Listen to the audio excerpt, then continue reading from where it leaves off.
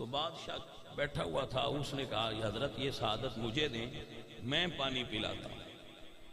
تو اس نے کٹورے میں سراہی سے پانی انڈیل کر حضرت کی خدمت میں پیش کیا۔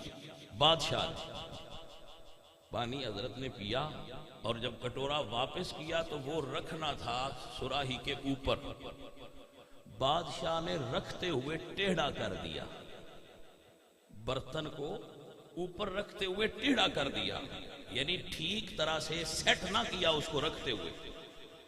تو آپ فرمانے لگے یہ نفاست ہوتی ہے بزرگوں کی کہ جسے برتن کے اوپر برتن رکھنا نہیں آتا تو بادشاہی کیسے کرتا ہے؟